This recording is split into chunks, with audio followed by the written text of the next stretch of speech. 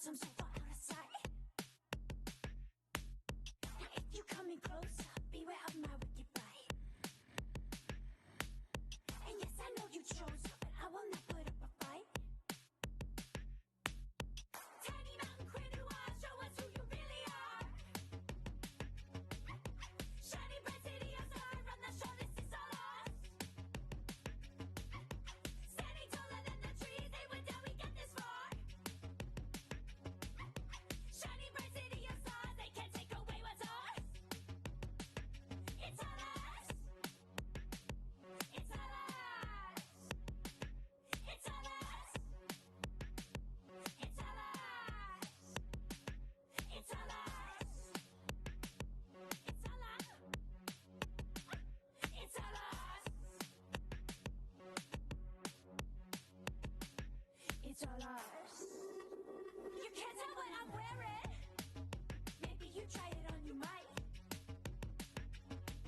And I know it might be tearing, but there is no need to feel fright. 'Cause everybody loves you and everybody wants you too. Come on a little closer, get closer to becoming you. Tiny mountain queen who are, show us who you really are. Shining bright city of stars, we run the show, this is all us. Standing taller than the trees, they went down, we got this far.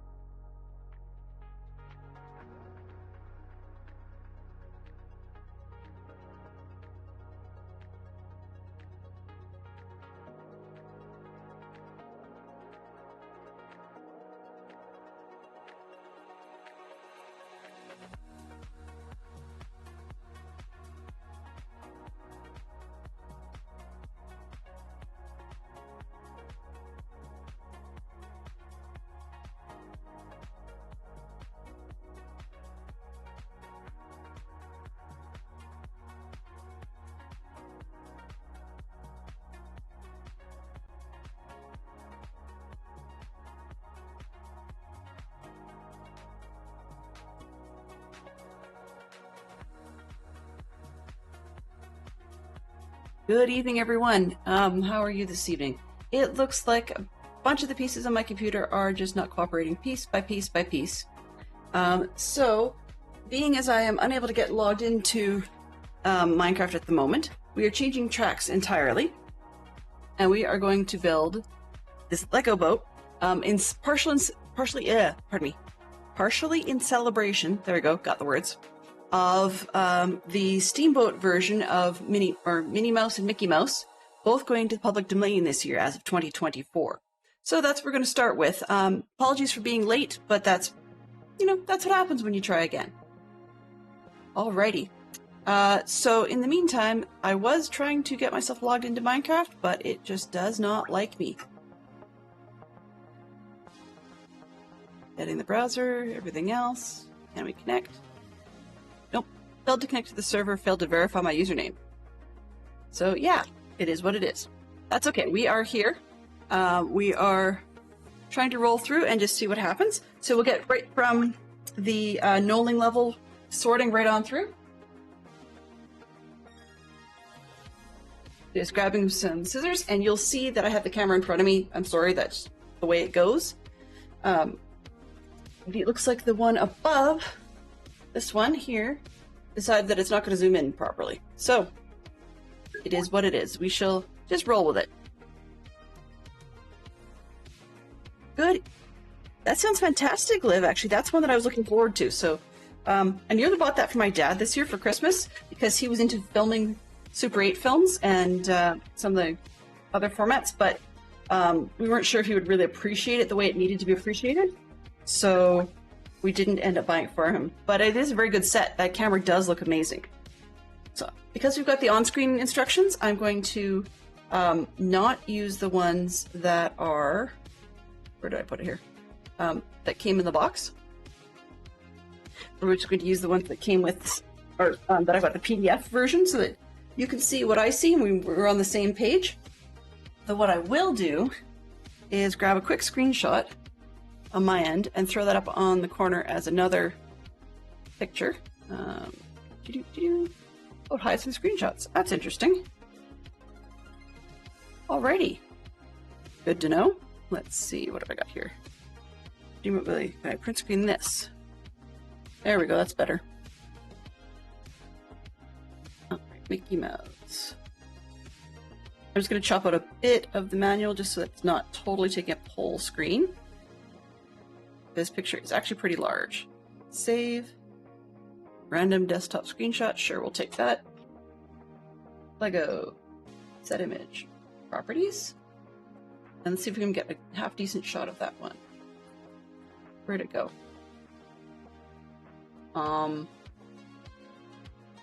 Desktop screenshot 11. Where did you go? There you are. Open. Bit big. We'll make it smaller. Very good. Much smaller. Sorry. We will get it all placed and then I will show it on the screen. Because at the moment, it's in the way. That should be... Yeah, we can handle that. Alright. So you're seeing what I'm seeing. Just in case anybody is curious, I'll just snap to live pretty quick. This is why we're not able to get in. So we just try to do a happy little relogin, and it does its thing, and it does not like me. Just check in the browser. Browser says close it and go to Minecraft. I come back here, says hello. I go to connect. Oh, and it lied. Okay, well, that's okay. It didn't want to earlier. Okay, so we will do this for about half an hour, and then we'll switch over to Minecraft. So promises, we will get there. Yeah. I love you, technology. All right, so we'll come back here in just about half an hour then. In the meantime, because I've got Lego all over my desk, I might as well roll with it. Yeah, we'll see how much we get. Because by the time, by the time we get all the sorting and everything done, it's rolling in pretty quick. Okay, so we're going to start with bag 1. We've got 2 pieces of bag 1, 2 bag 3s, ooh, 1 with a hole in it, and then a bag 2. Okay.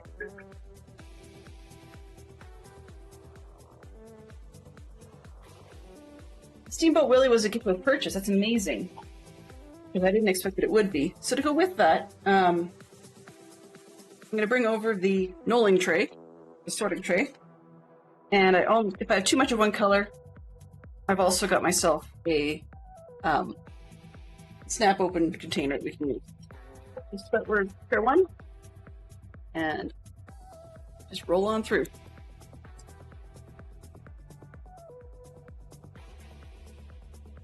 Some days.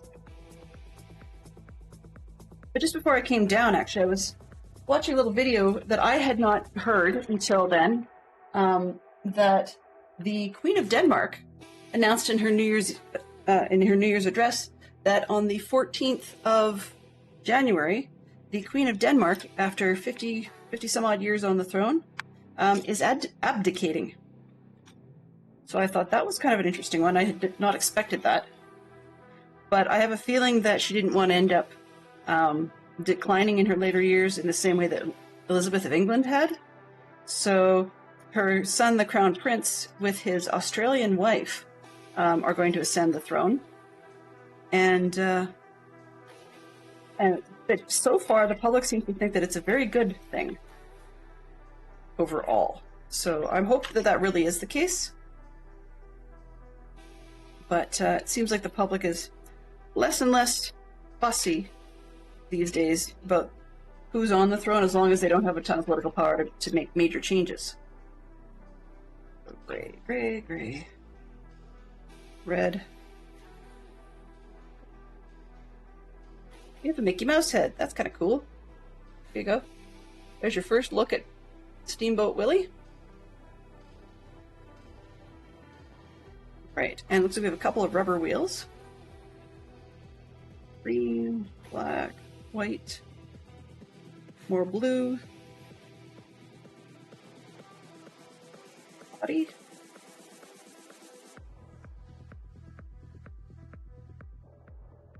I do still have 3 brick heads left to get to in the Harry Potter series, but I didn't feel I was going to push those today. I was all prepped on screen to have one of those for Nymphadora Tonks, one of the Ministry of Magic individuals with a very unique skill set of being able to physically morph into other creatures and other people and look kind of like whatever she wants to. But I decided that we had done brickheads a little bit recently. They weren't the hottest item, and I needed a bit of a break. So I did a couple of them myself over the Christmas and New Year's break, and then jumped back in, as you guys can see, attempting to do Minecraft. This morning we rebuilt the Abbot's residence, tore it down and rebuilt it. I'm much happier with it.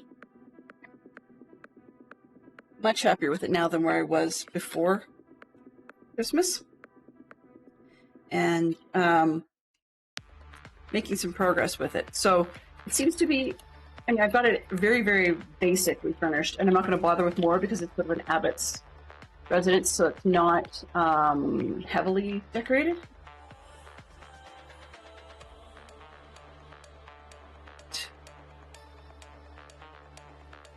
Two shades of black. I probably should, or gray, I should probably split those.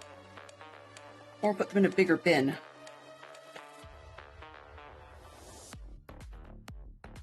So these bins that Fantastic Fox have printed for me, they're from a 3D printing series called Gridfinity. So you can print sort of the grid base, and there are a few different bases with like screw holes and stuff, so you can put them on the wall.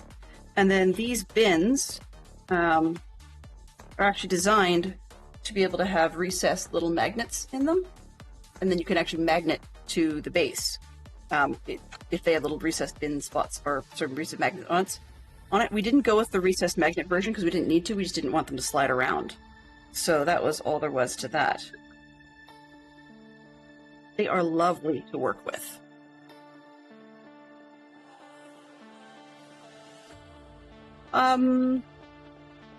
If you're not using it, Fox, sure, but it's no pressure. I think I've got it figured out.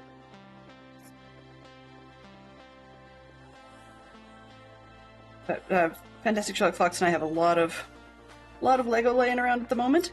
He picked up the used version of one of the Stranger Things sets, where someone had built it before, which is fantastic. I mean, that we are glad it should be all there, etc. But the drawback is, unfortunately, that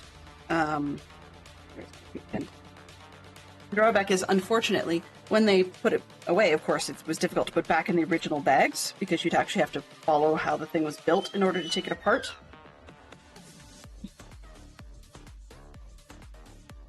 Oh.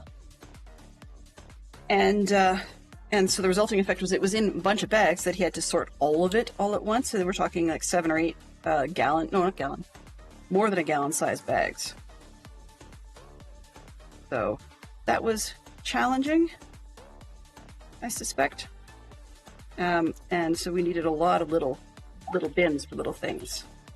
That's not working too well. Pink ones can go in there.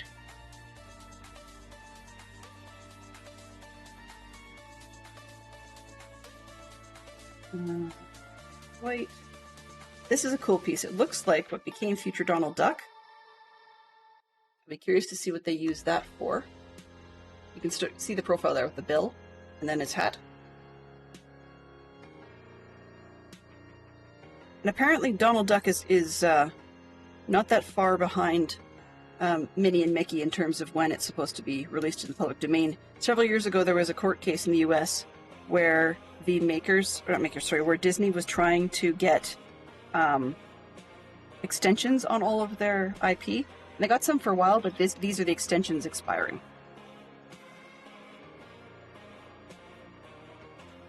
I'm not trying to take these off camera. I just needed to get them in there before. Blue pins, there, and in here. Gray.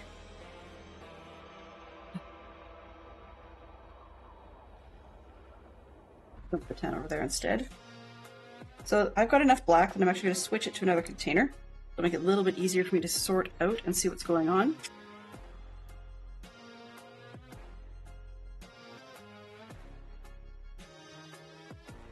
And then that way we can dump the little blue ones in here without a big mess all over the place.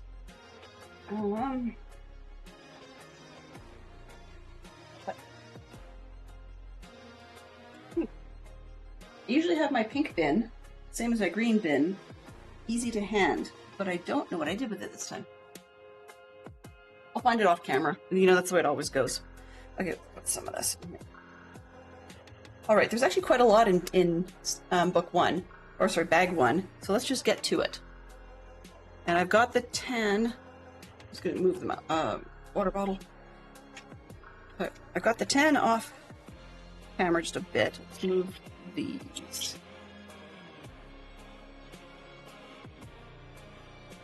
A lot of mess. You can see we've got the gray on the side. Alright, so step 1. A lot of history that it talks about. I love these 100 years books because there's a ton of things that you can see in them. I'll certainly be reading through a lot of it. And it's in multi-languages. Okay. So we're in English, French, and Spanish so far. Bag 1 looks like it's the majority of the base of the boat. And then we'll see what bag 2 holds. So this appears to be, this weird thing appears to be the mouse's hat. It's got Willie's hat.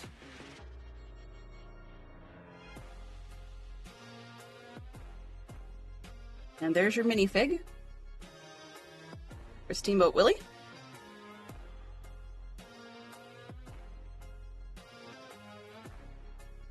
And after that, we have 4 panels. Where did I...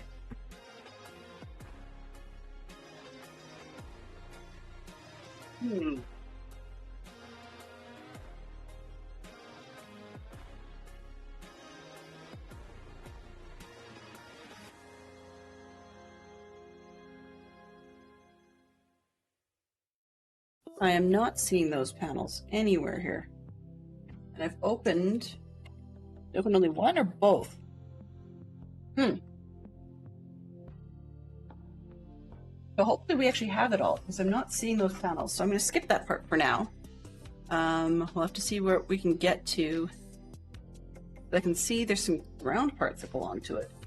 I don't know where the other parts went. Those weird panels were not in the box. Well, GWPs don't always seem to cooperate, but we'll just get past this bit and then get on to the boat itself.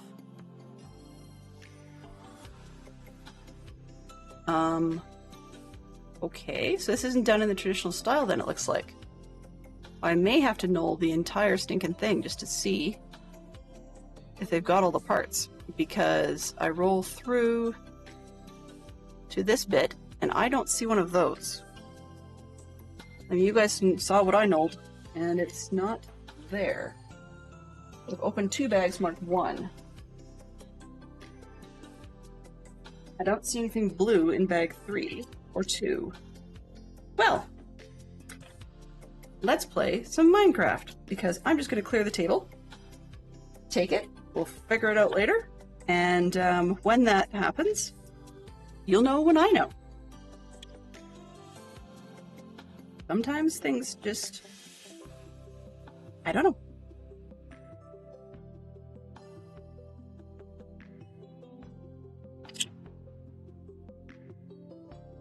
Kind of jankified, but there's probably a Dell challenge in here somewhere. I probably did something weird and didn't realize I did something weird. Not extra bags is the problem. Some of the pieces that it's asking for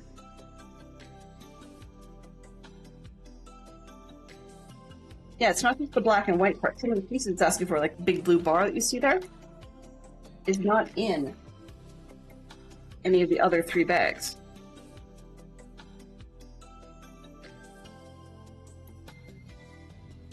So that's a pretty big miss right there.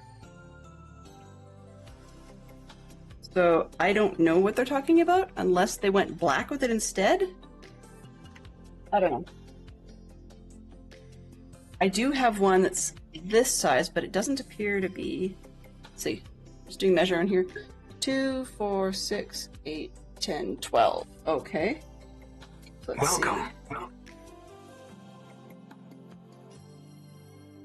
Did I count that wrong? 2, 4, 6.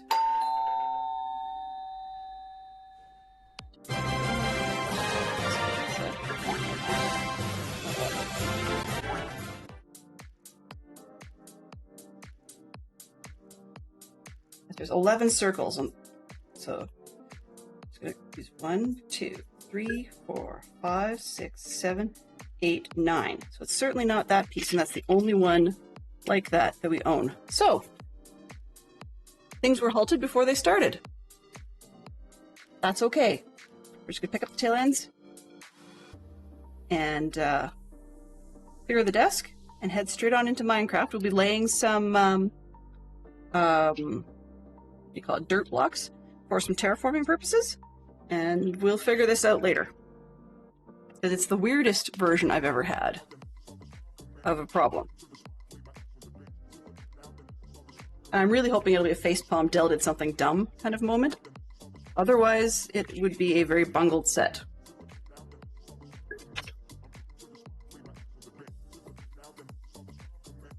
You're hearing more crinkles in the background because those are some of the brickhead bags that are open. If and only if Minecraft goes sideways, we'll switch back and do a brickhead. But I think we're going to go to that Minecraft, and I'll see you over there in just a moment.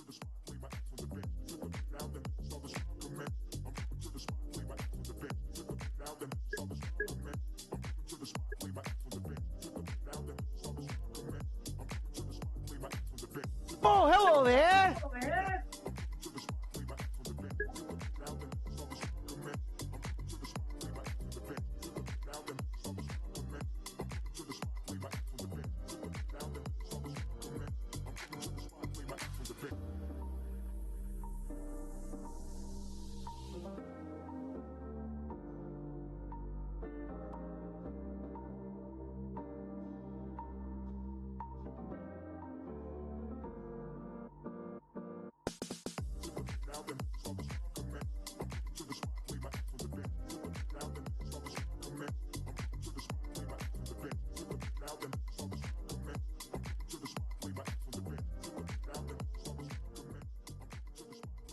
Max, welcome on in, and welcome to everybody else who finally found the chaos that is Delenn today. Just going to change up the name.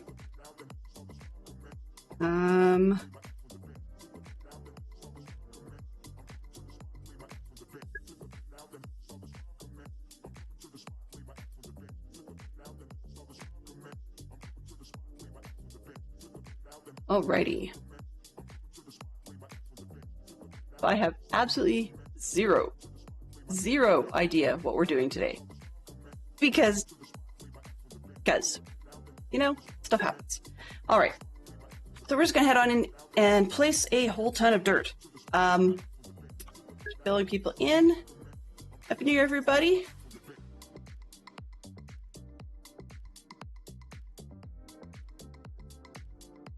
Right, let me back up. I've missed a lot of lyrics conversation here. Happy New Year to Max when he came in.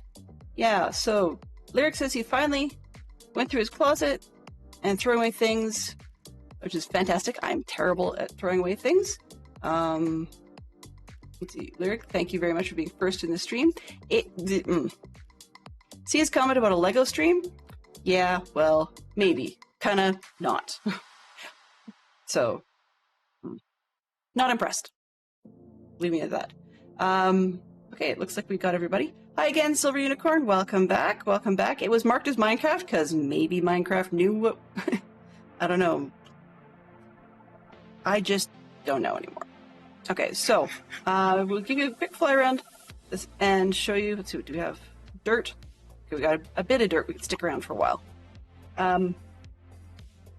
So before we went for break, we had started working on an abbot's lodging. And I realized a couple things. One, I had it backwards. And two, that it was slightly misplaced. And three, a little bit too large. So we've just turned it around. We've got the door on this side now. And here's his happy little desk. Bit austere, but, you know, I've got to deal with the torches. But beyond that, we're pretty much there. And yes, this is empty. We might put some bookshelving in here, I think. But there really isn't going to be much happening in here. Because although the church was notably rich as a whole, you don't get the impression from the Cadfael series that this particular location in Shrewsbury, England, in the southwest, I have to think about that, that they were particularly well off. So, after that point, giving you guys a quick look at the map to go with, where's the reference? References. Had it, there we go. This one. So looking at our sketch we've got, you can see there that to the northeast of where we're working now, I'll zoom in just a little bit, we've got the Abbot's Lodging here, which you can kind of see on your map, and then to the northeast, roughly more or less in about this zone, I guess, maybe back in here, we're actually supposed to be having a stables of sorts. And then up in this zone, which is just barely cut off because I wasn't super interested in doing that bit, but I should, is actually a cemetery. So, great, but I don't like the fact that we're on a hill to trying to be doing stables and stuff. So we're doing a little bit of terraform to try and fill it in. So it's a lot of just block placing. I'm going to take these with me just because I don't need them here, and I might as well get them put away. Or I shall forget where I put them, and then when I want them, I'll not find them. So this is sort of my toolbox of sorts. Random flotsam and jetsam can stay. Okay. This one. And do I have... Yeah, I've got a bed. We're good. We're good.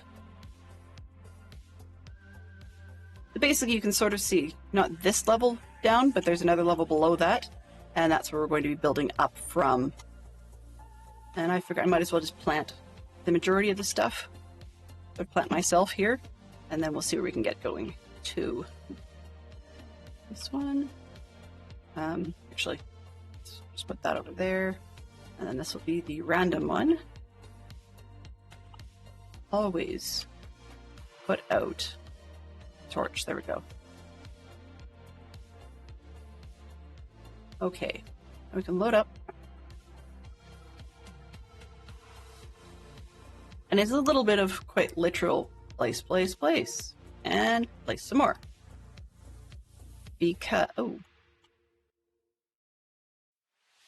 I don't have to do it all with dirt, but it's going to be a little easier for me if I do.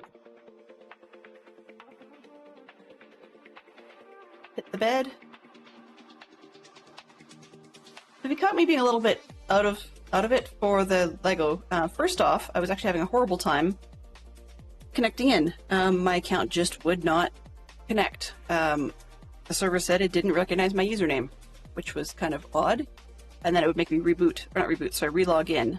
So I have about 6 screens open in a browser saying, yeah, you can close this and go back to Minecraft. But then I couldn't get connected. So I thought, okay, well, we'll do Lego. So then I sorted the first bag, or well, what should have been bag number 1, for a Steamboat Willie build based on, well, Mickey Mouse, clearly, but possibly related to, I mean, it's the 100th anniversary for Disney, and that's where Mickey Mouse came from. On the other hand, it's also, Mickey Mouse has gone into the public domain, specifically the Steamboat Willie style has gone into public domain this year. Therefore, we're seeing a lot more merchandise and stuff starting to pop up surrounding that IP because they can.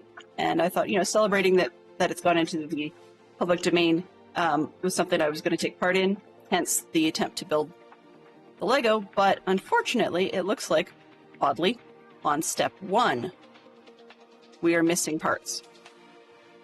So that doesn't bode well at all. It's like there's a whole bag missing. And it's a gift with purchase, which tends to mean that they're going to run out, and there's not a whole lot Lego can, or I suspect will, want to do about it. But we'll see, because Fantastic Sherlock Fox is a very good customer of theirs, and he may be able to elicit a minor bit of cooperation. If not, we may be able to get some of our internet friends to complain with us. So anyways, it shook me a little bit just because I've never had something that obvious before. Usually it's just a minor piece missing that can often be replaced with something else from one's stash. But this is not like that. We're missing a few notable pieces to build the ship and a good number of pieces to build a sort of a circular head likeness of Mickey Mouse. Hey Tofu! Thank you very much for the follow. I appreciate that. I know I shouldn't call them out. But Tofu's another great friend of our community and another great streamer from the Dadcar73 community. So always good to say hello to our friends. And if you do need to lurk because you've got life going on, by all means go for it. There's no requirement to be live here. So yeah, the intent, of course, is to get this flattened out a little bit more. I mean, if we can work this edge up, that'd be great, and then build into the other 2 zones. What is that? Oh, dirt. Apparently, I have a loose dirt I had missed. Where did I drop the dirt? Oh, well, if I dropped it down there, I'm not sure I really care. Go. Thank you very much for dropping by. I appreciate it. It's always helpful. Being honest and open, this particular time slot, will actually vanish starting next week. I have decided that with my dance coming back on Wednesdays, that would mean that I'd end up with Scouts 2 nights a week and then dance on Wednesdays, and it would just feel like a lot going on. There may still be extra streams added during the week, as time permits or as things strike. I mean, maybe the odd Minecraft stream, maybe the odd non-Minecraft stream, maybe a Lego here and there. But for the most part, I'll be retiring my evening slots and opening them up to other people in the community if they want them. And so this is the last Tuesday night that's going to be a regularly scheduled thing. It's not because of how tonight turned out, although that doesn't seem tempting to use as the excuse, but no, that's not the case. So yeah. And I do apologize to any people, on the other side of the date line or so on that for whom this is a better time slot.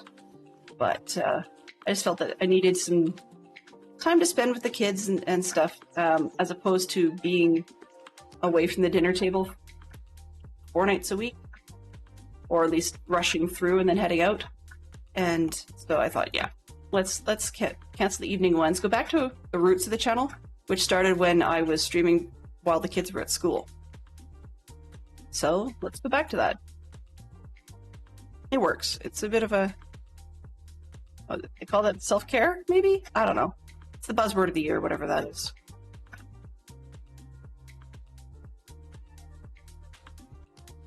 Great. I'm liking the shape of the hill the way it is. That's part of why I'm just tracing it.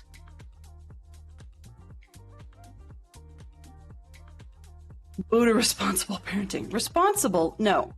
It's not about responsible parenting. So I can guarantee you I'm not a responsible parent. But no, it's actually about me just not feeling like I'm there. I mean, they say, hey, Mom, can you tuck me in? And I go, I'll be there. And, well, when I end up in bed 1:30 in the morning, I pop my head in and, yeah, feel really guilty about it and move on. And now I'm just like, no, not doing that anymore. When I say yes, I want to be able to be there and mean it and such. So, yeah, that's just an important thing. I say, family time comes first is what I keep telling everybody. And I need to actually put my actions where my words are. Okay, doing this one now. Do I want to go Delenn style? Go a couple blocks back this time. Oh, I understand. Goofing around is totally fine, Max. I get it.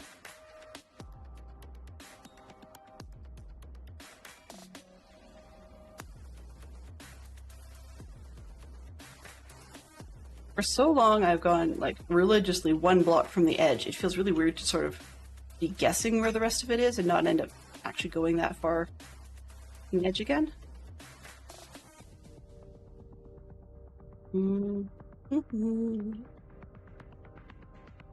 There we are. 1 block from the edge again.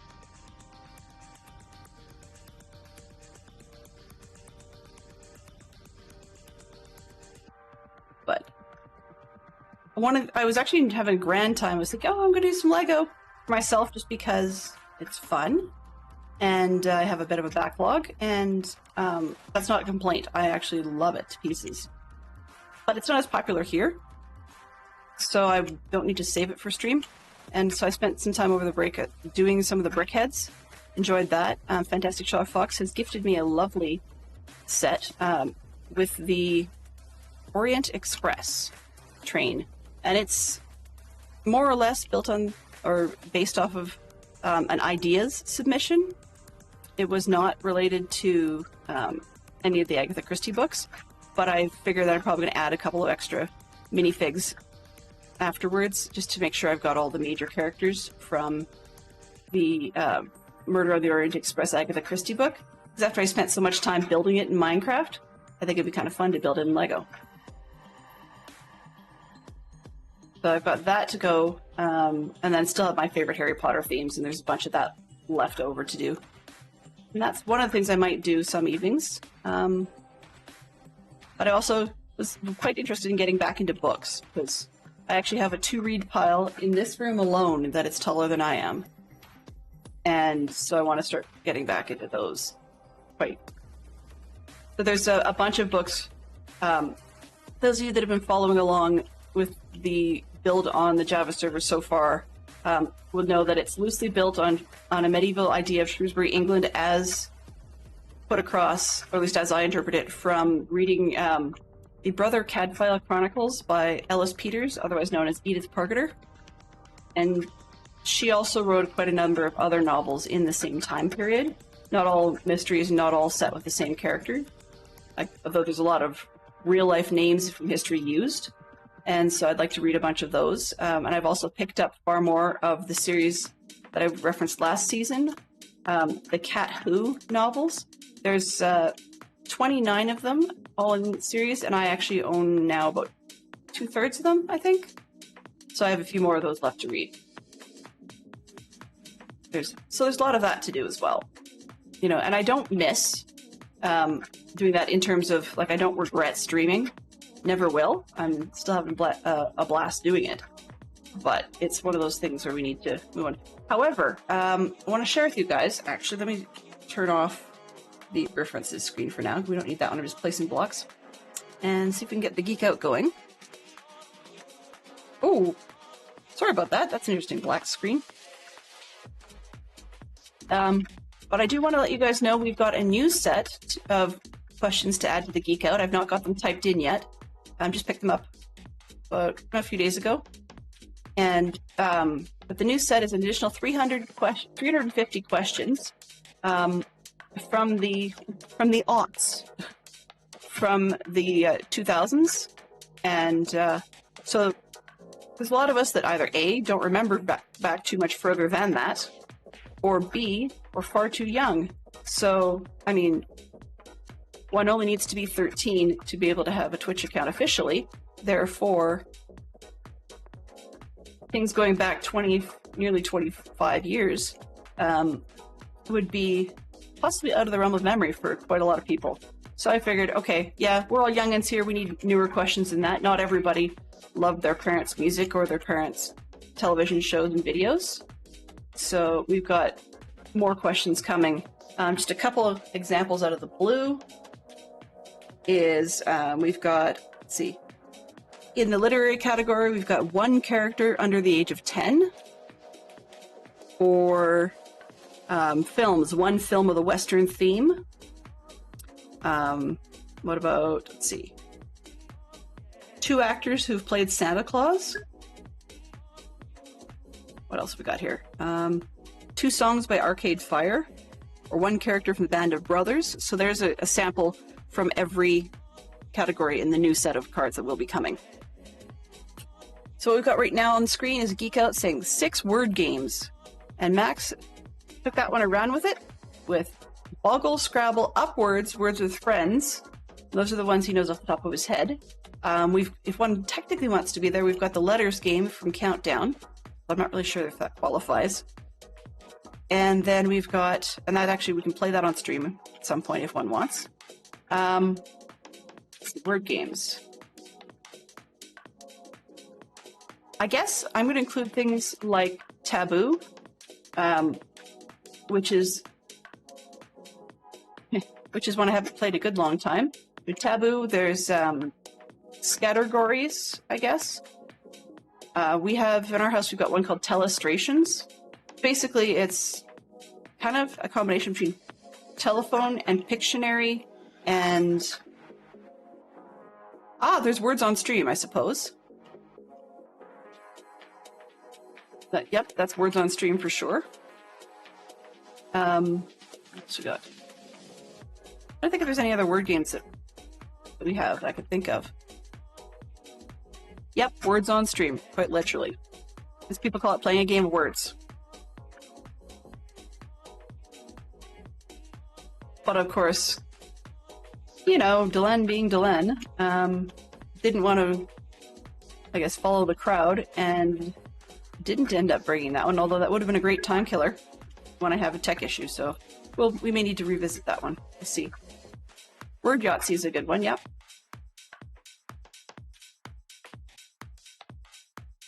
I mean, there's also knockoff versions. Like, I know there was a knockoff version of Boggle at one point that was called Tumblewords, which is the same sort of thing.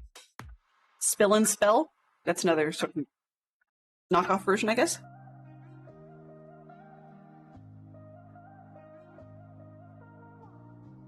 We've got, pretty sure we've been over 6 word games, so let's see what else we've got. I hate squirrels! Yes, I do, but no, let's try something else. Fantasy category. 4 franchises in which a trident appears. Fantasy. So it doesn't have to be film, it can be games, can be books, television, you name it. So we've seen this one before. That's part of why I'm not jumping in on it. Minecraft, yes, to be sure. Trident Madness.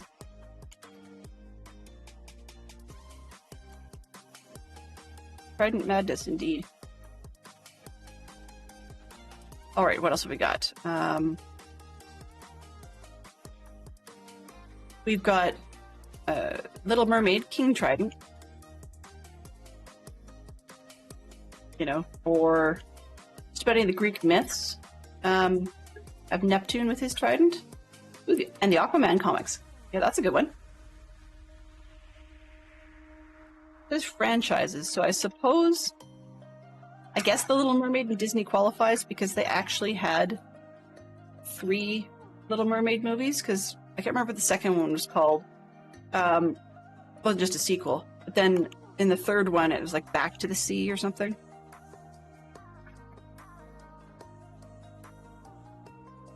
And Aquaman is actually, as a movie, is going to be a franchise as well. Like a series of movies.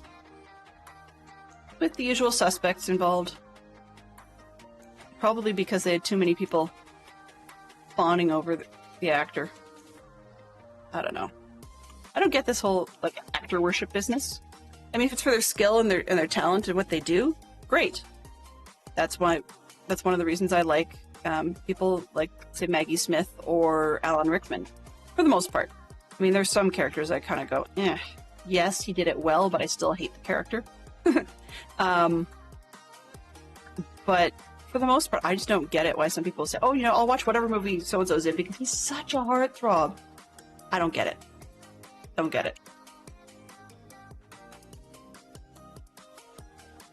I know there's people who liked Game of Thrones purely for the fact that, what's her name? Cersei Lannister was hot, and Dragon Chick, whatever her name was supposedly good looking too. I don't know. I never really thought anybody there was sort of hot, but that's just because that's not one of those things that I look for. We've talked about this one before, Pridens and such, I guess, aside. But once I've seen in somebody as a particular character, sometimes I have difficulty wrapping my head around them playing something else. So if you think about, I guess you could say, once you've seen The Matrix, there's a chance that could spoil John Wick for you, because you keep seeing Neo over and over again. Depending on which one you see first, either the Lord of the Rings can get spoiled by The Matrix, or The Matrix can get spoiled by the Lord of the Rings. I mean, last I checked, having an Elven King as an FBI agent is a little bit weird. The actors are really good, and some of them do a great job becoming someone else. But I'm just one of those people who has trouble letting go of it.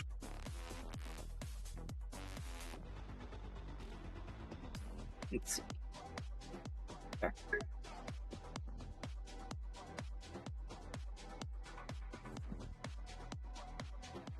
Wow. Allegedly. It sounds like a Simon Whistler thing. He's going to be... Allegedly, he's going to be Lobo in the reboot. Allegedly. Yeah.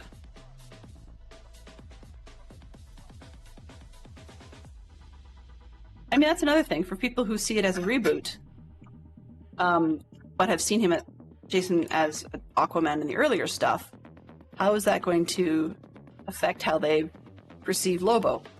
I mean, maybe it'll work well, maybe it won't. We'll just have to see how it gets done.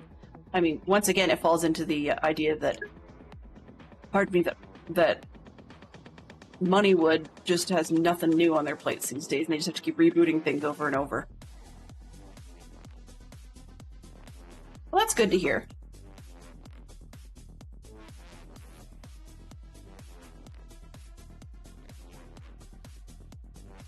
We're making progress. We're getting closer.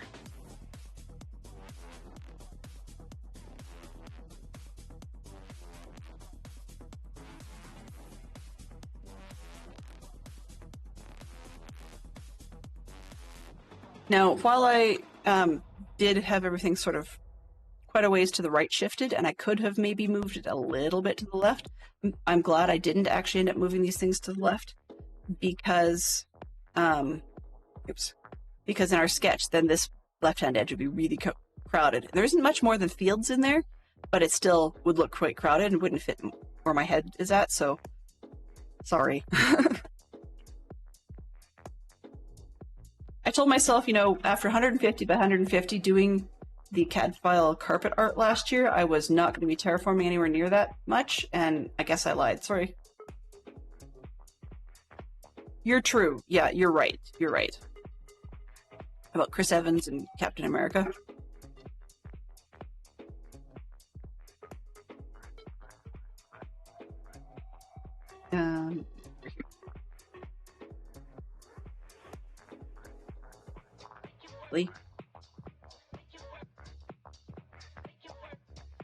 Once we run out of this stuff, then I have to go cut more down on the other side and terraform the other side downwards. Okay. So, yeah, I don't watch a whole lot of stuff Chris Evans is in simply because I didn't like them. He's an okay actor. But the other one I have trouble getting sort of really into their work is Hemsworth. Nothing wrong with it, really. Sometimes they are exactly what they need to be for a particular role. But other times, maybe I just wasn't in the right headspace at the time. Like, there's some movies I want to see more than once simply because I might have been, you know, predisposed to not be interested before I saw it. For example, you know, tons of stuff had been going around the internet about Hasselhoff before I saw Guardians of the Galaxy 2. And so I went in not expecting to not like it. I wouldn't say I loved it, but I actually had a good time. It was a good lark, you know, and you can look past a bit of Hasselhoff, the burger-eating crazy drunk, and see more of an older version of Hasselhoff, the, you know, ex-beach guy, right? Like, he did a half-decent job for that one.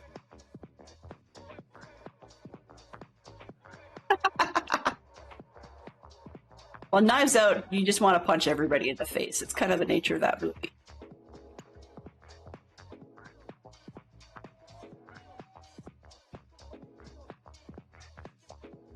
I remember which one it was I wanted to see that had a bunch of older people in it. I think it was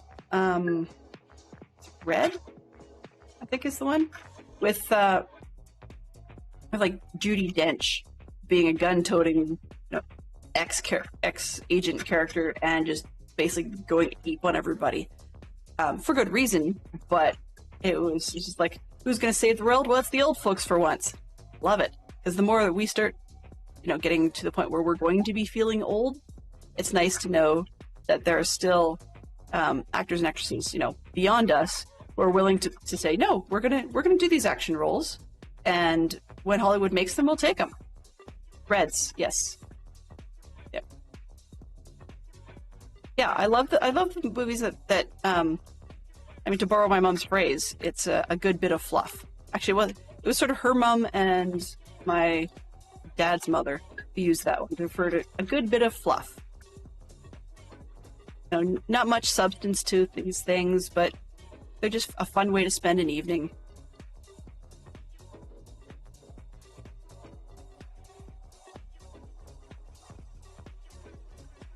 No. I guess I get a kick out of the when it's not necessarily played for comedy, but the washed-up type characters played by older actors, and the characters decide that they're going to give the youth what for, because nobody expects the type of chaos they're going to bring. Yeah, well, that's it. I mean, I'd love to see the B-roll behind the footage when somebody would break character on a movie like that. I would love to see whoever it is that could make Judi Dench start laughing. But that would be amazing to be a fly on the wall on a movie set like that.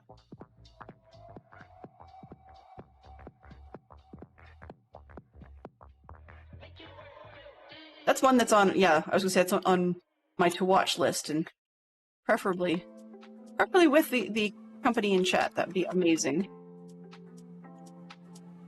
I'm hoping once things get rolling in the new year and people manage to get their schedules and stuff sorted out a little bit more, that some of the community from the Diecraft servers will have an opportunity to revisit some of the unofficial movie nights they were doing, because it's just fun to chat about a movie that we're all seeing at the same time, even if it's corny.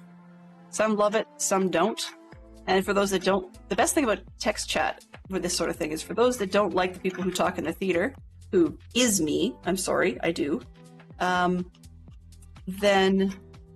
they don't have to read it. But for those that love, you know, being the people who sit on the couch and just say it like it comes, then those sorts of evenings are fantastic. Besides, it's pretty reliable that Ross is going to fall asleep, and that at some point one of the mods is either going to fall asleep themselves or manage to go and kick the feed from the moderator point of view.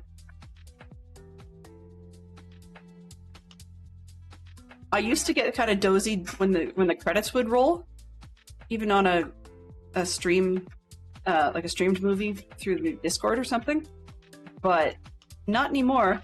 It's actually kind of fun to just see, okay, how many left immediately, and how many are still hanging around and may actually be asleep. So yeah, we'll see if people can get things going. We might just start trying that once or twice, you know, every once in a blue moon. See if I can host one on my Discord. I don't know if I've got the right level of permissions with Discord to be able to do that, because of course there's all kinds of copyright issues and whatnot, and so it would not be kosher. I'm well aware of that. And could get me in trouble. I'm well aware of that too. But I don't know. Sometimes it's fun to live dangerously. I honestly just about said, as the kids say. Wow. Because our kids don't actually say that. It just shows up in webcomics now as though they had said that. We're going to be old ones, and I haven't even reached 50 yet.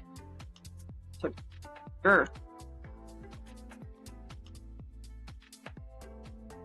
Fantastic Sherlock Fox is aware that sometimes in movies, even if it's a very serious scene, every once in a while I will crack up laughing. And I did that in the theater for Indiana Jones, the 4th movie.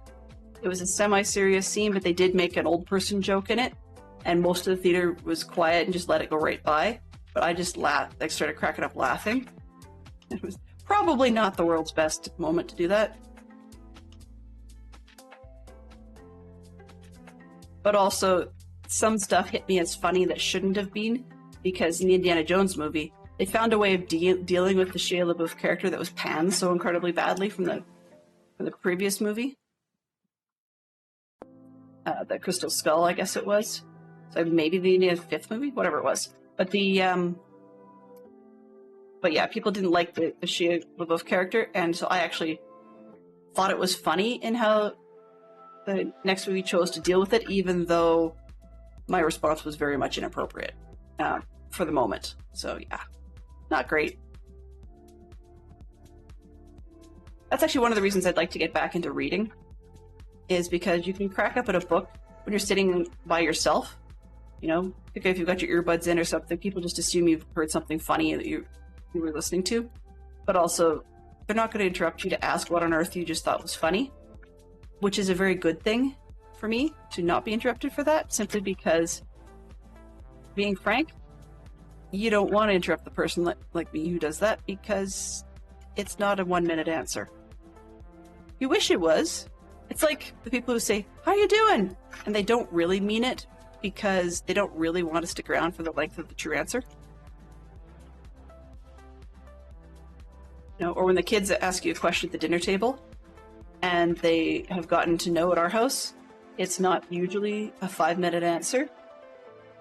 It's like a 20-minute answer. And I'm trying to remember what the most recent topic was, but it was different. What was it we were talking about? I can't remember.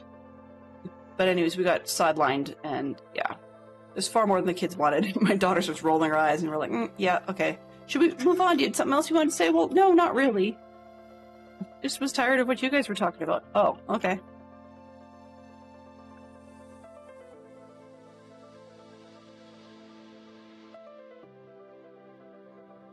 this one.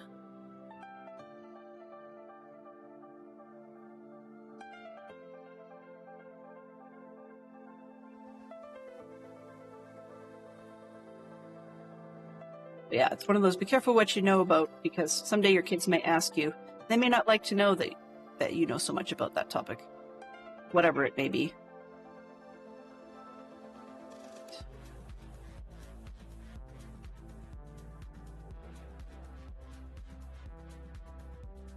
Okay, new Geek Out. Let's see if I can do this. I flied? No, you fouled. For any of you that like Stream Decks, I like Stream Decks too. But I've discovered that my tablet is a bit oversensitive. So it's got a very wide and deep range, which you try to not touch the screen, but you touch it nearby and it thinks you touched it. But sometimes it'll pick something completely on the opposite, like, width edge of the screen. And you go, why did you press that button? It is completely, like, 6 buttons away from what I was looking for. Anyway, new topic.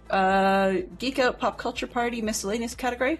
6 stand-up comedians. Now, provided that we don't give samples of their work, I will accept all sorts of names, but for the most part, as you can understand, we're usually a family-friendly channel. Some of my favorites are some family-friendly and some not. So, your mileage may vary, I suppose.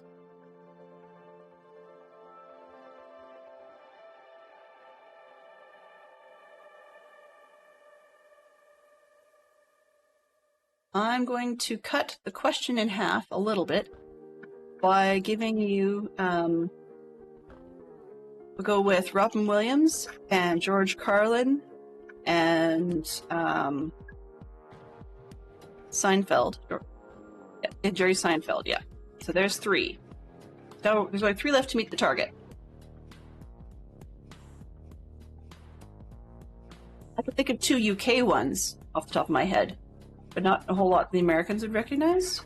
I guess technically that's not true, because more and more UK comedians are on television now, and streaming media. Bill Engvall's a good one, yeah.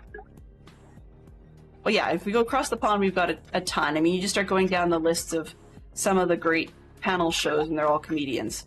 We've got Joe Brandt, Jimmy Carr, Sarah Millican, Johnny Vegas. Oh, shoot. Sorry, I'm just thinking of a few other ones. Alan Davies, so he's an actor more than a stand-up comedian, these days at least. And we've got... Shoot, now it's going to bug me. Right on the edge of my tongue. Dara O'Brien is another good one. Bill Bailey. Steve Harvey. Yes. Even though a lot of people think of Steve Harvey from... what's it called? Family Feud? But he definitely is and was a stand-up comedian first. I mean, there are even other actor comedians that have done stand-up before, either before or in and amongst their other material. Like, for example, Bill Cosby has some great stand-up albums. Even though his personal life is not one that would suit this channel, I loved some of his work, right? It's one of those ones where you can like the work but not the person.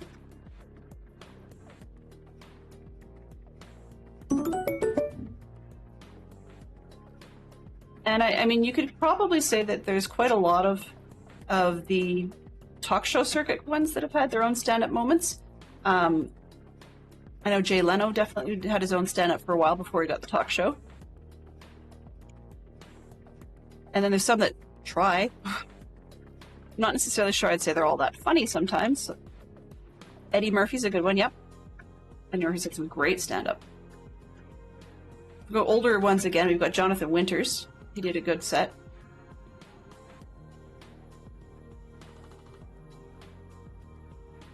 Yes, Steve Martin too, because he was, what do you call himself? A very funny guy.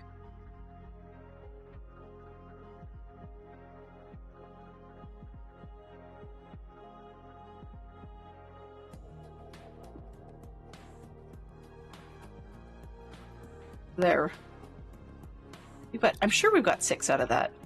There's got to be at least 6 in chat.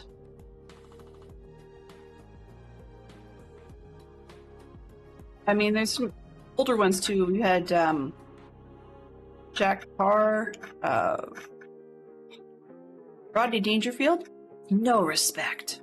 He just got no respect.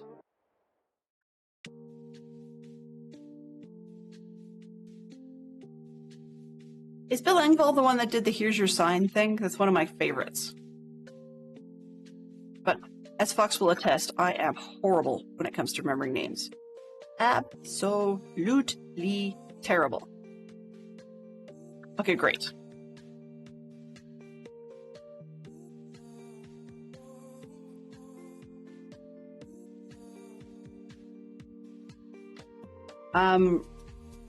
Technically, there was Rick Smith from Smith and Smith, who became Rick Green later on. Not Rick Green, sorry, Red Green later on. Rick Green was never much of a stand-up comedian, more or less. He played Bill on the Red Green Show and actually had a sci-fi television show, like where he was talking about sci-fi books and movies.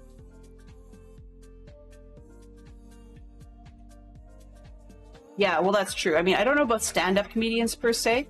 The vast majority of the people from Saturday Night Live were good ones, and Second City Television out of Toronto was pretty good. Those are some names that you would have caught in comedian movies later on,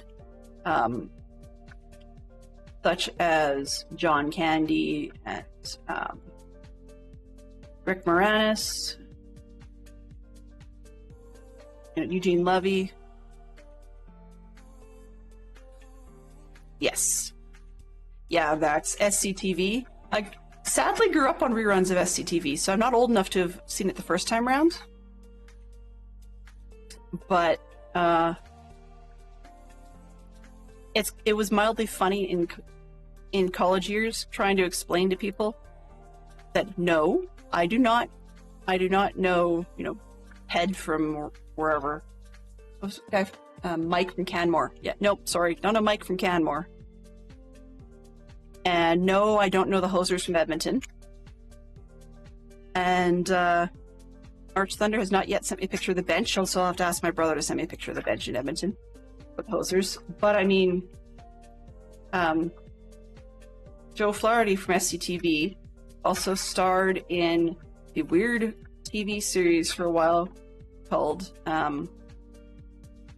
Freaky Friday. Jeez, that's a movie. I can picture it in front of my head with a fly. Anyway, whatever. Not important. But I mean, Eugene Levy from SCTV got to be one of the important characters in the movie American Pie. So that's another one. And Catherine O'Hara did a good run. For those who aren't familiar with the name for Catherine O'Hara, she's Kevin's mom in Home Alone. And that the oddball music band that Kevin's mom takes up with, trying to get home to Kevin at Christmas, was actually John Candy, and it was based off of a skit that he did with Eugene Levy called the Schmengi Brothers. So like a polka band thing from SCTV. There's your did you know for the day, was that the Schmengi Brothers live every year at Christmas.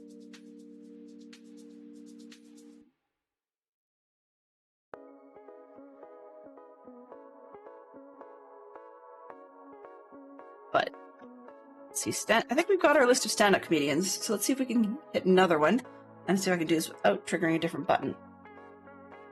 There we go. We're into comics. I'm not a comic person, but I could probably give you one. It says comics. Name 4 fictional comic book journalists. So we're up to 4 fictional comic book journalists.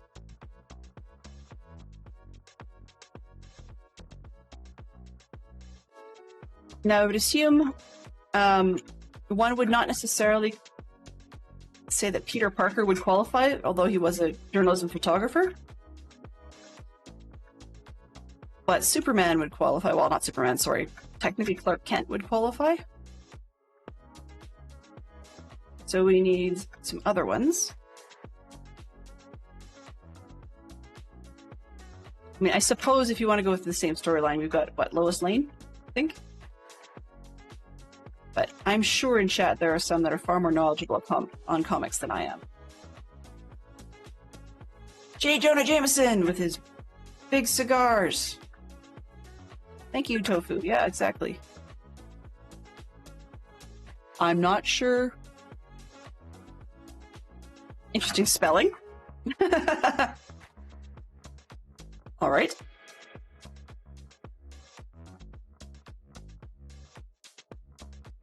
Perry White. Which one was Perry White from? Was he the J. Jonah Jameson boss type character for the Daily Planet with Clark Kent and Lois Lane?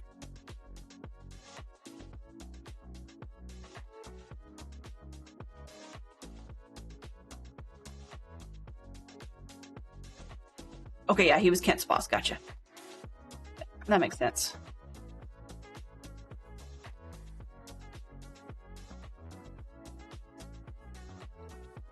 I will say, for some of the Spider-Man movies, they've done a fantastic job casting Jameson as a character. The actors they've chosen for that have really... they let themselves have some fun doing it.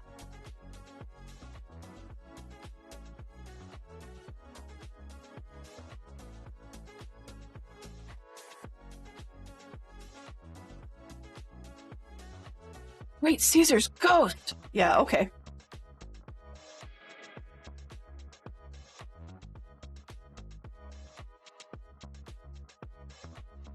Did that way too much. I loved it. I was totally a Lois and Clark fan. Not because it was any good, but because my mom and I used to love to sit together and watch it. And we always knew it was so cheesy. Every once in a while, there'd be little hints where they'd even manage to screw up the costume enough that you're going, okay, not only was Lois an idiot for not seeing past the glasses for Superman, but that they'd even have a minor costume error. You're like, how does this actress not even see it to be able to like stop the scene and get them to fix that?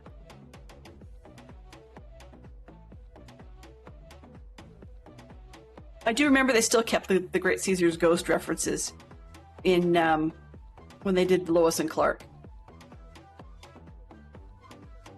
The New Adventures of Superman or something. With Terry Hatcher.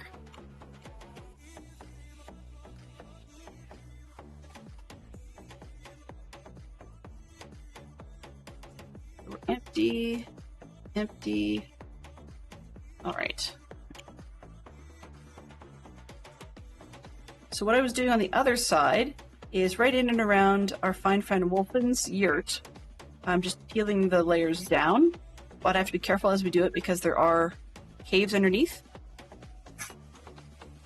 Yeah, 80s kid.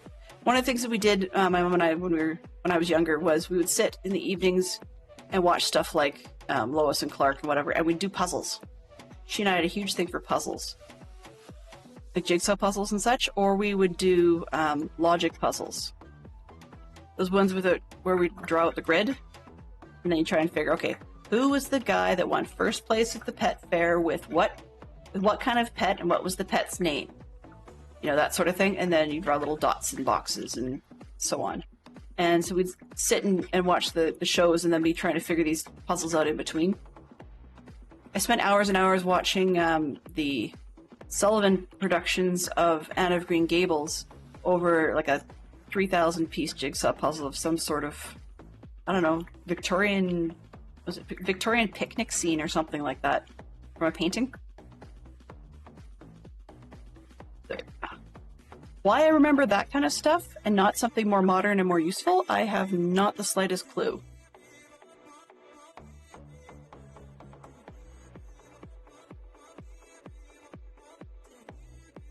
It was neat. I mean, it was a time when we got along fairly well.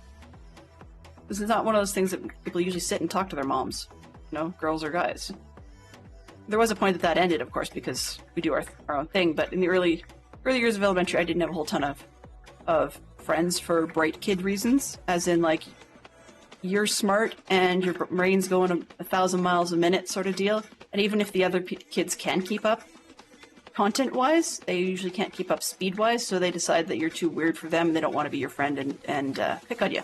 So it wasn't like I was going to be, over at sleepovers on a weekend or something most of the time. That's not an for me story or anything. It was just simply to say that gave me plenty of time to do things like learn to knit and to work on jigsaw puzzles and have fun doing it and watching movies, old movies. My parents actually, or not my parents, my mom's family, when she was a kid, they owned the movie theater in their small town. And so she's seen an awful lot of films. An awful lot of films, which is good.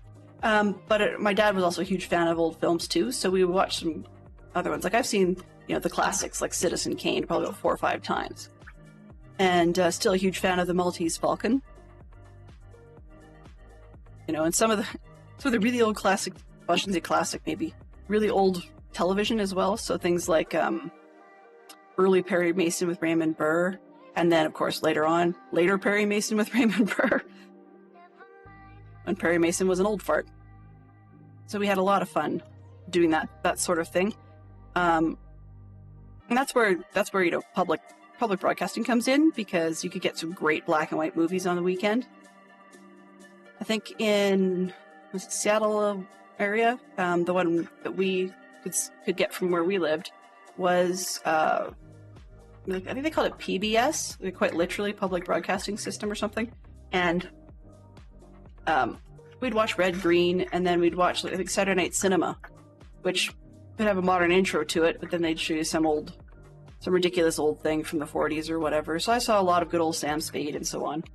But it was great because my dad would make huge buckets of freshly salted and buttered popcorn, and you just sit, with the parents and enjoy the movie. It was great. My dad would sometimes talk through it, but that only lasted about 15 or 20 minutes where he'd fall asleep in it.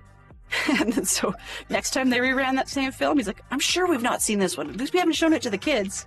And then we'd watch it again. So yeah. So I passed the comic book journalists. I'm itchy today. We did that one. Come on. There we go. 2 titles, so books, with a number in the title. Okay, Fantastic Sherlock Fox, you're up. I can do this one easy, but I'm gonna let Fox handle it for a minute or two. Or if anyone else wants to jump in, you're more than welcome. We can easily do more than 2.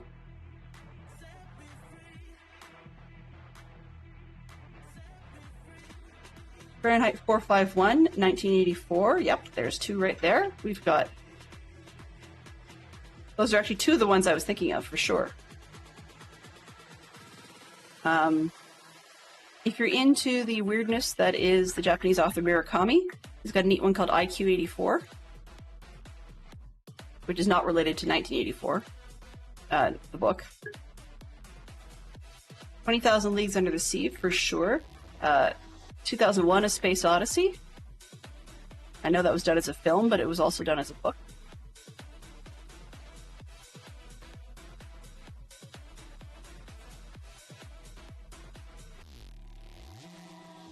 Verne's always a good author for some of these things.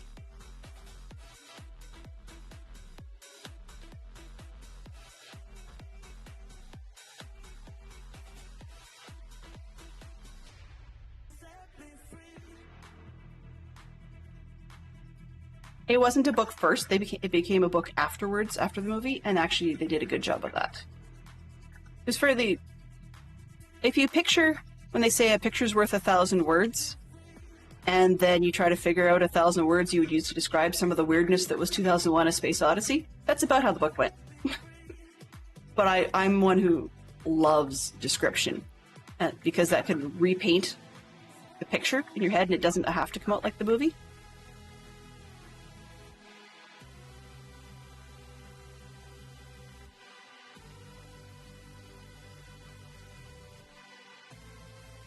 I don't remember who wrote it. And then there was one, and I'm trying to remember which. It's a mystery title. I'm trying to remember which author it was that wrote that. But in any case.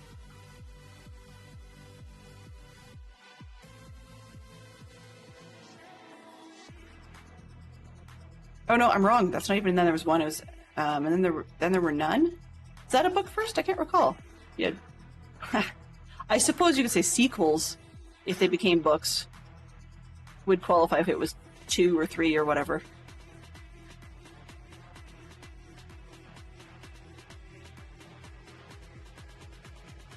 If I get parts 1 and part 2 being titles, you could almost get Harry Potter books in there. Now that I think about it, actually isn't one, because the book 4 that was all about the Triwizard Tournament was actually called The Goblet of Fire, not anything with a number in it. That's okay, we can always qualify that. We only asked for 2. What do we got now? Reset Plinko? No. Geek Out's above that. Okay. Eee. I'm skipping that one because it's rough. Sorry. Come on, book. It really wants me to. Okay, let's just manually. Okay, there we go. 2 rockumentaries. 2 rockumentaries.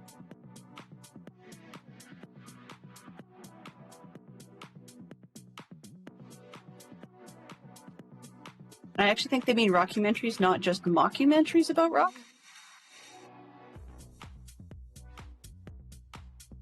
This is one of those ones where I'm bad with titles, because I mean, I can give you the parody, this is Spinal Tap, but, you know, or like the Weird Al story, but I'm not necessarily sure that those are the correct titles.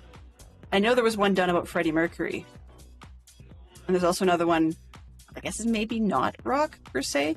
There was one done about the Four Tops.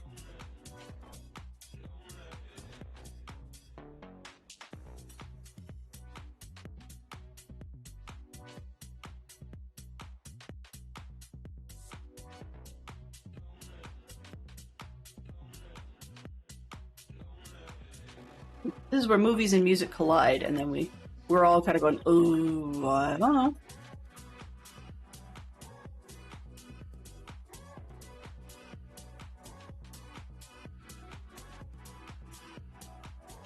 Did I get this level?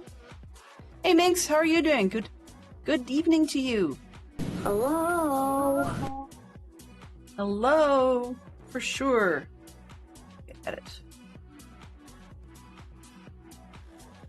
So I am in the process of picking up a ton of blocks to put down again on the other side for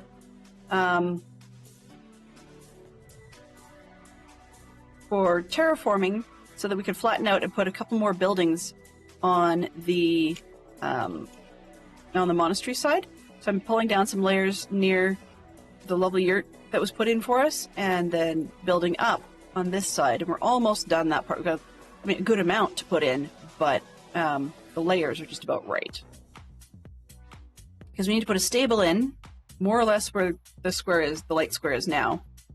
Although I might move it in a little bit just so that I don't have to worry about the hill. And then this section doesn't really need to be flat, but it's convenient if it is, just to make a cemetery. Yippee!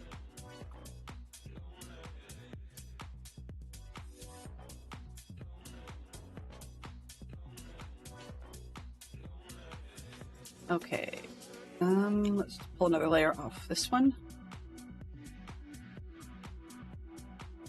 Yeah, exactly, that's the queen one. I can't remember the title either. You're right, yeah. Of course. Of course.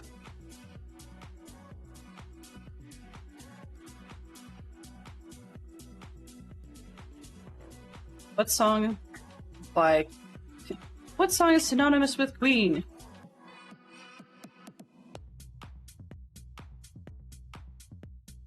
There's been, I mean, outside of Taylor Swift, there's been plenty who've done their own rock concert movies, but I wouldn't call them rockumentaries by any stretch of the imagination. Wow. I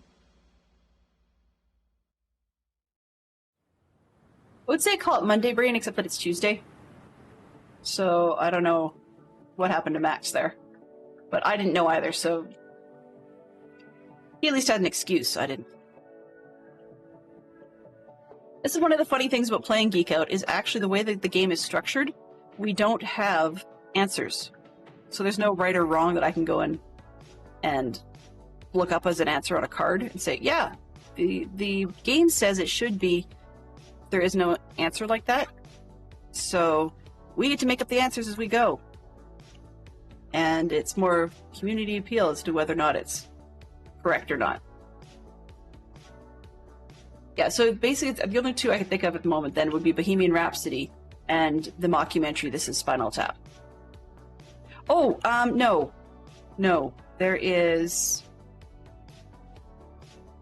Oh, what's it called? There's a, shouldn't they new, a relatively recent, in the last couple of years one, which is basically, it's the Beatles Get Back, but it's the story, it's the documentary story, it's like 12 hours long, to be honest with you, of like all the stuff that was going on that led to their final roof concert in the 70s. And it was put together by Peter Jackson. So there's a lot of found footage stuff in there, which supposedly McCartney says really helped him in a tough time in the last few years because he was starting to have that whole, we're old. Now that we've got the benefit of adult hindsight 2020, what was I thinking? And all this kind of stuff.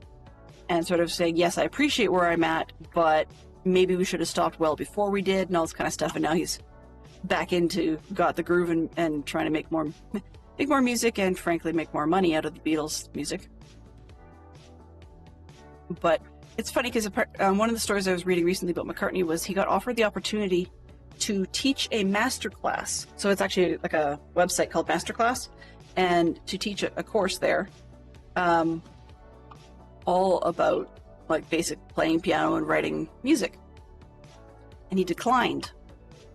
At least initially. I don't know if he actually ever did go ahead with it in the end, but he had declined because he said that he actually never had formal piano training, and therefore he did so much by ear that he didn't feel it was valid for him to be teaching other people about writing music when he himself did it all by ear.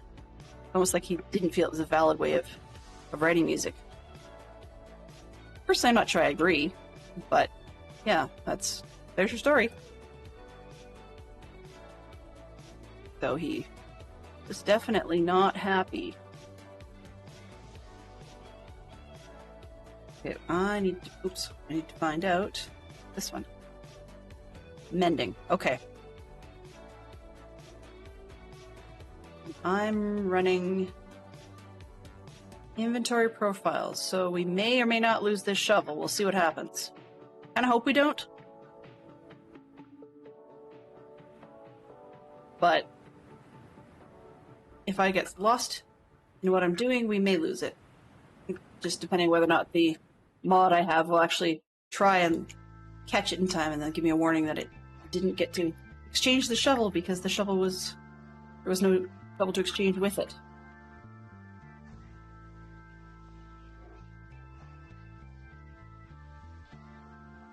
If I wasn't digging down dirt today and filling in on the other side in the preparation for building more buildings, we would actually just be doing an awful lot more villager trading to refill and stock up further in the Anvil shop, not Anvil shop, the Hammer Time shop in the shopping district. So I think you got the better end of the stick in all honesty.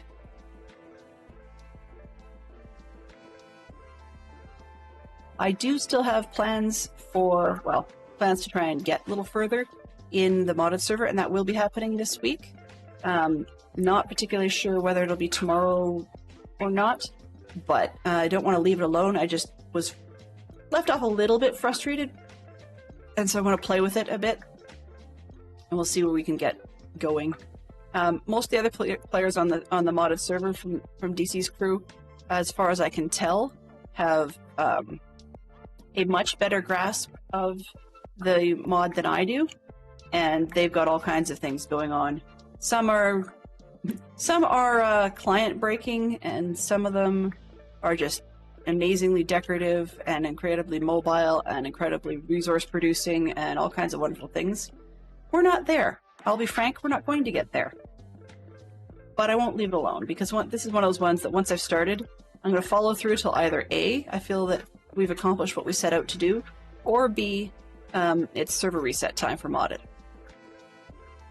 And as with every modded pack, we'll see what the next one brings as to whether or not we return to modded, or whether or not we try and get a little more fire going on this server. So we'll need to see what comes up.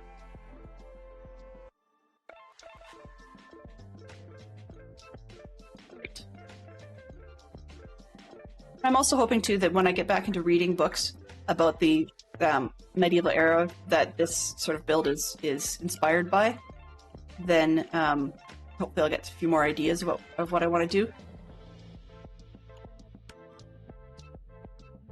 And we do have a lot of spaces to fill in with extra houses and such.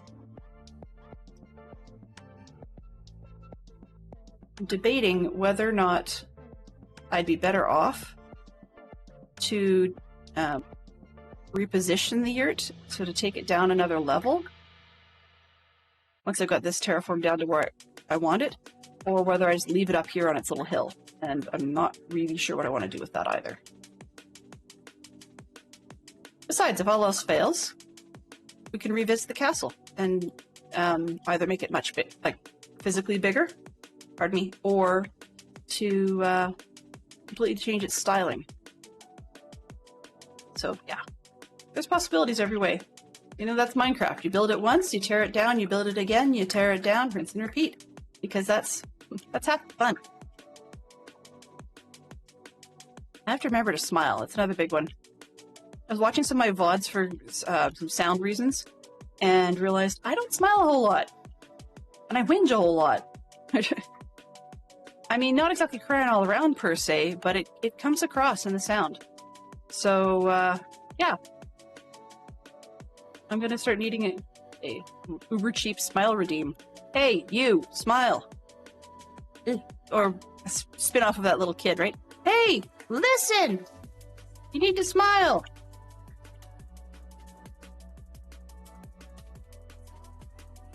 Actually, I do know one that would annoy the snot out of me. But the thing is, it would annoy the snot out of everybody else too, so we probably wouldn't use it. Those of you that may remember, more of a Canadian thing than an American thing, but possibly, there used to be, when we were all kids, there used to be a music group called Sharon, Lois, and Bram, and they had a song about smiling, and it was a smile that goes a long, long way, and that would probably annoy a lot of people if I used that one, including myself. So, but it's tempting. It would get the point across really fast.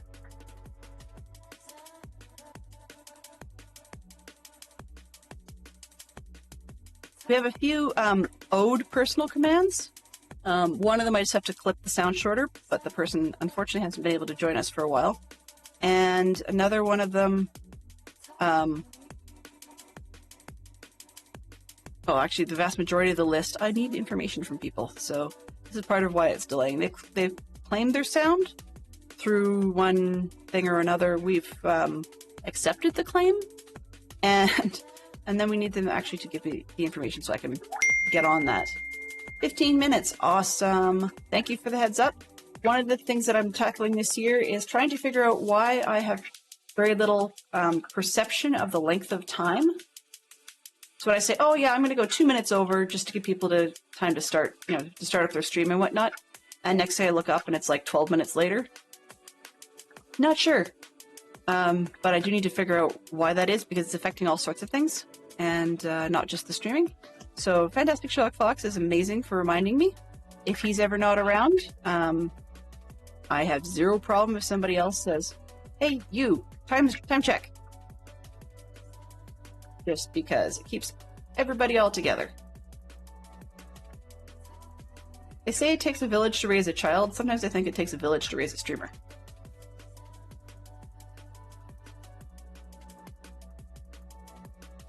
All right.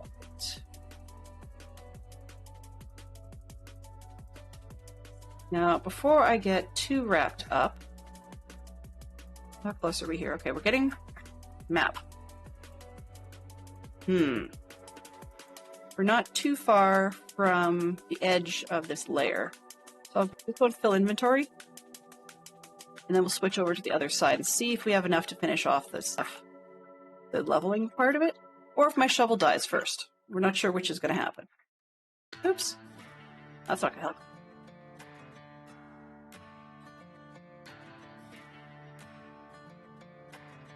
So, the music that we've got today, some success and some fail, is right now I think I'm playing.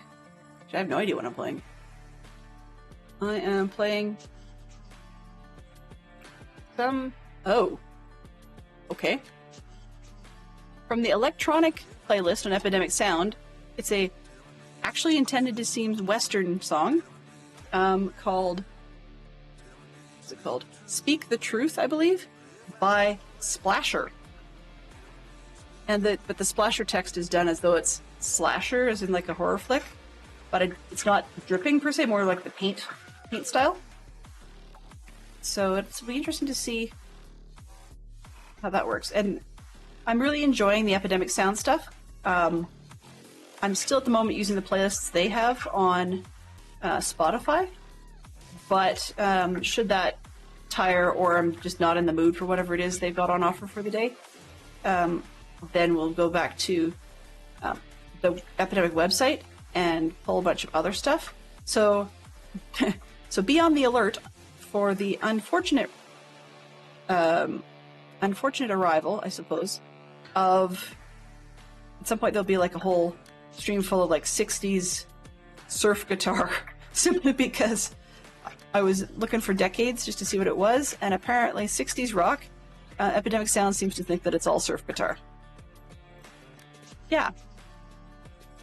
Started looking at some of the indie stuff, and that went weird quick. Placing at 10. Okay, well, let me know when you can't replace it then. Yes, I know. Don't tell me it every 5, thanks. Placement failed, right? Right? Yes. Okay, good. So let's pick this stuff up and go place it on the other side.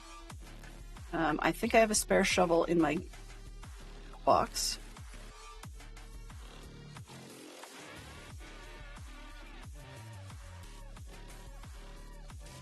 Abby. One of the other projects we will get round to is chasing the villagers into different spots. I have to see if I've got enough honey blocks to make it work. And because the villagers can walk off the honey blocks sideways as far as I know, but they cannot jump, just like we can't. So that means that if I get them all lined up where I want them with lecterns and such, with honey blocks in behind, then I could probably have them look a little bit like they're sort of, I would say sort of loose, but less confined, and yet at the same time, in truth, not really roaming the Abbey, because I still have a lot of books I want. And after the villagers stopped killing themselves in the Abbey by walking off staircases and such, I did not yet manage to get them all, what do you call them, traded up to the best they could be. Thank you very, very much for the resub, James. I appreciate that. You need to know, though. So just, I kind of wish I'd caught that before. I do apologize. Especially if you've been here long enough. You may have seen the message I posted in Discord, but I shall be sunsetting this time slot as a regular thing, and Wednesdays as well. Or my Wednesday as a regular thing will be retiring as well, with an eye to getting back into clogging dance, which would be on Wednesday evenings, and then actually having a night off. I mean, aside from Friday, which doesn't really count when there's scout camps and stuff, but it gives me a chance to have a night off and actually get back into a few other little things like reading. Okay, good. I just wanted to let you know, because most of the Aussies don't usually appear in chat until the evening slots over here, and that I didn't want you guys to be, spending your funds on supporting and such if the slots are going to fairly quickly not be conducive to your schedules. So, yeah.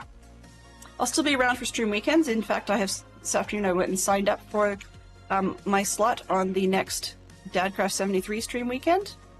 Let's see, are we just about done? Okay, let's close off this level and then we should be good enough. So I did sign up for the next one. It's coming on the 13th and 14th of January. No art as of yet.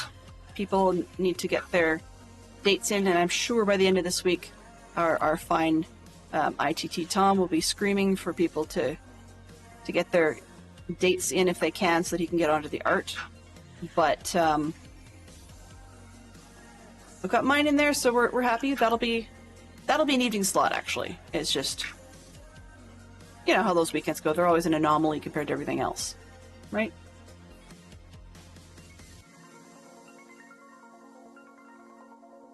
I hear you. And get chopped. And get chopped. Aha. Yeah, whatever. Thank you. There's a cave down there, and that's where these guys are coming from.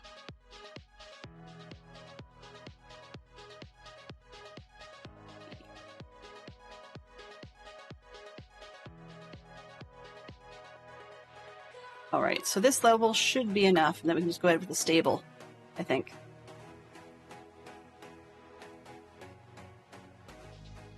Would level it all the way, but not much point.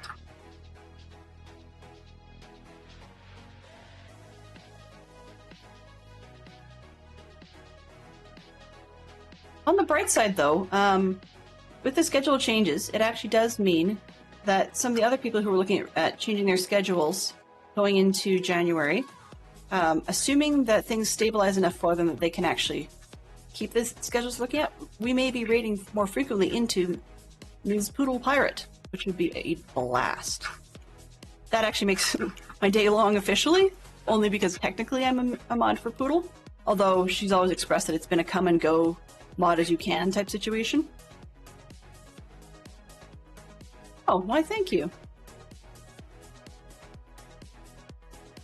I'm assuming you mean the one on this server, James, as opposed to the one on the modded server, because the one on the modded server is just a chaotic mess.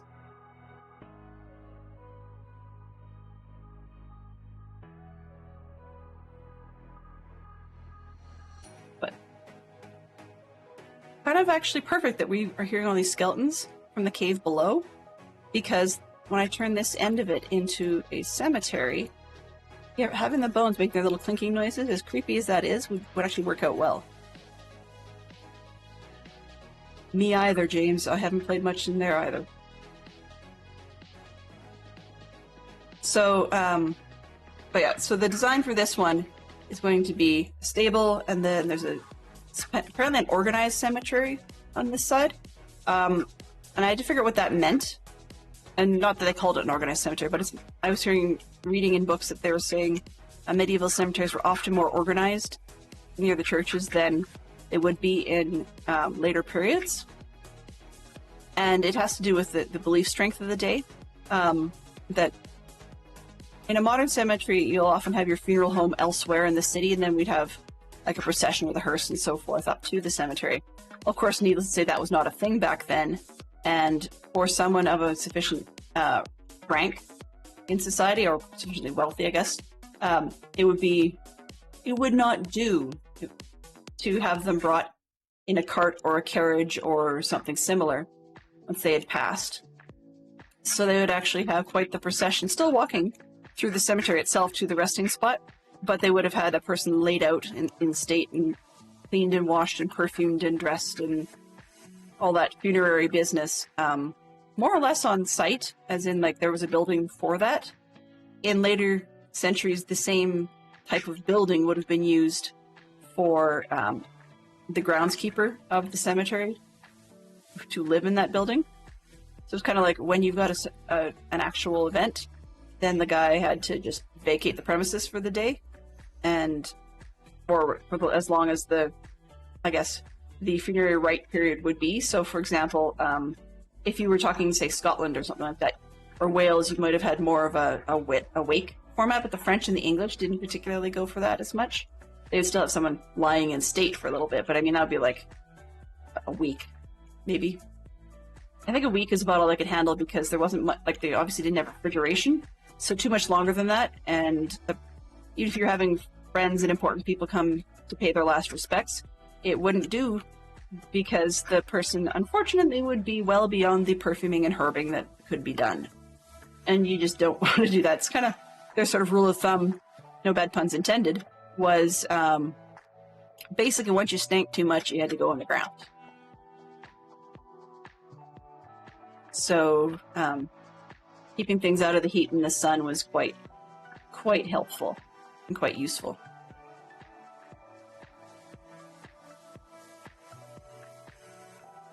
And in this particular case, there would be a good amount of possibly crypts and stuff like that below the main buildings up there, but it depended on where you were and what the period was like, because some of them had rich people buried underneath the church, and some of them didn't. Although that's a stereotype with a lot of the major Catholic churches in big cities. It wasn't as much in the more, I think I should say, by modern standards, rural zones. And though Shrewsbury wasn't exactly a rural zone, it was actually supposedly destined to be a relatively big city in England, and it just never really proved out that way. By the time we got automobiles and such, it became a nice country town. And people who lived there would beg to differ, I'm sure. By crazy Western standards, I mean, it's no London, but then again, nobody would really want to be London. I mean, for many, many hundreds of years, it was a bit of a stinky cesspit itself, simply because they didn't actually have, proper sanitation, and the Thames was the dumping ground of absolutely anything and everything. Aside from the fact that, of course, the idea of bin men or garbage men is a relatively new thing. So, yeah. People up to that point had to deal with trash themselves, which usually, even in the cities, meant dig a hole in your backyard, and that's where your trash pit was, until you filled it up, and then you dig another hole in your backyard and do it again. So you've got, all through the teen hundreds of, basically you've got from at least the 12th century onwards that there are tons of places where archaeologists today learn a lot from the tip or the trash heap, because nobody took it away. It was just all in people's backyards. Yes, very, very true, James. Their garbage practices were rubbish. Exactly. Love it. All right, so what have we got for play? Yes, this will work. So on this section, I think I'm going to go with a stable there, and then we can work towards having up and around these sort of semi-terrace section at the top. We'll have the cemetery. Semi-terrace cemetery? All right. But we've hit the top of the hour, so I'm going to call it for today, and we can always come back and start working on the stables either tomorrow or Thursday. We'll figure out a plan, or at least I'll figure out a bit of a plan so I know what to offer you. But in the meantime, yeah, that's what we did today. Not the greatest picture. Actually, maybe that one might be better. I want to say thank you to everybody who came in this evening. Also, thank you very much to James for the resub, and to everybody who came in and was hanging out. If you just sat around for a little bit and enjoyed, you're always welcome. Yeah, so let's see who we've got on deck available for some following on entertainment. I'm distracted again by the magicians. Okay, I have to just avoid that. What else have we got? Okay. Knowing what we know now. Ooh, okay. We are going to go into Huge Stormy Owl. I don't know where they're playing, but it says trying something different tonight. But it does look like it's Minecraft related. So I think we're going to go visit Stormy Owl. 1, 2, 3, nut it. Yeah, for sure. It was a toss up between Stormy Owl and JMO the Schmo, neither of which will be likely to raid into Dadcraft 73 later on. So I was looking to see if there were any other, what is he calling it now? Streamcraft people? And I don't actually have a stream team tag. I have to build that yet. It's on my to-do list. Ah, I see. She's playing a brand new mod pack. Okay. So yeah, I think we will go. She's been up for 25 minutes, so we'll head over there.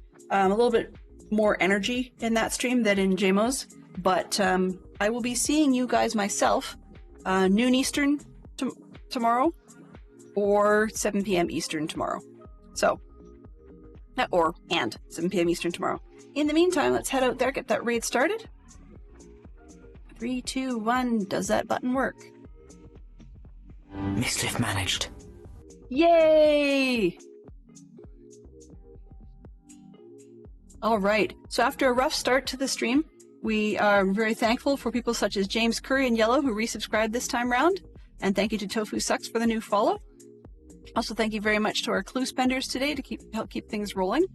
I did not reset things, so we're going to have a list mixed in with this morning. Thank you to our moderation team today. Oh, and Hello. Thank you very much, Dion. Missed saying hello to you earlier. That's okay, I shall be back. So thank you to chat from people who included such as Yellow, Mama Bear, James, Terrier Darts, Rodrin, Ross, Silver Unicorn, Minneapolis Mel, Springer Shadow, Mama Melissa, Lyric, Max Money, Tofu Sucks, and Minx Nevada. So thank you to everybody. I appreciate it very much. We will at some point get back to the Lego once I figure out what on earth happened to that kit. And in the meantime, have yourselves a fantastic evening.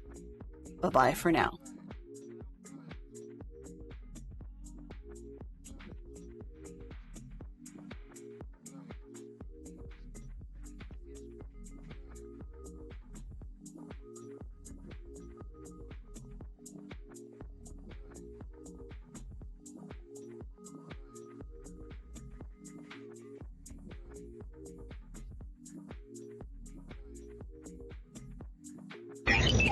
Transfer complete.